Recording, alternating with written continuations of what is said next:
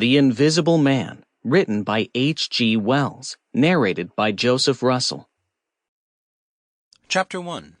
The Strange Man's Arrival. The stranger came early in February.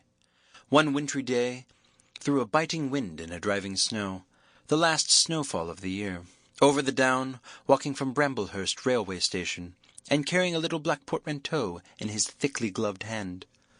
He was wrapped up from head to foot, and the brim of his soft felt hat hid every inch of his face but the shiny tip of his nose. The snow had piled itself against his shoulders and chest, and added a white crest to the burden he carried. He staggered into the Coach and Horses, more dead than alive, and flung his portmanteau down.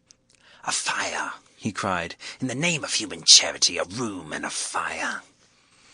He stamped and shook the snow from off himself in the bar, and followed Mrs. Hall to her guest parlour to strike his bargain. And with that much introduction, that and a couple of sovereigns flung upon the table, he took up his quarters in the inn. Mrs. Hall lit the fire and left him there while she went to prepare him a meal with her own hands. A guest to stop at Epping in the winter-time was an unheard-of piece of luck, let alone a guest who was no haggler, and she resolved herself to show herself worthy of her good fortune. As soon as the bacon was well under way, and Milly, her lymphatic aid, had been brisked up a bit by a few deftly chosen expressions of contempt, she carried the cloth, plates, and glasses into the parlour, and began to lay them with the utmost éclat. Although the fire was burning up briskly, she was surprised to see that her visitor still wore his hat and coat.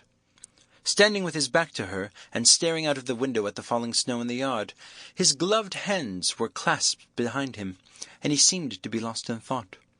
She noticed that the melting snow that still sprinkled his shoulders dripped upon her carpet. "Can I take your hat and coat, sir?" she said, "and give 'em a good dry in the kitchen?" "No," he said without turning. She was not sure she had heard him, and was about to repeat her question. He turned his head and looked at her over his shoulder. "I prefer to keep them on," he said with emphasis, and she noticed that he wore big blue spectacles with sidelights, and had a bush-side whisker over his coat collar that completely hid his cheeks and face. "Very well, sir," she said. "As you like. In a bit the room will be warmer." He made no answer, and had turned his face away from her again, and Mrs. Hall, feeling that her conversational advances were ill-timed, laid the rest of the table things in a quick staccato and whisked out of the room. When she returned, he was still standing there, like a man of stone, his back hunched, his collar turned up, his dripping hat-brim turned down, hiding his face and ears completely. She put down the eggs and bacon. Sample complete. Ready to continue?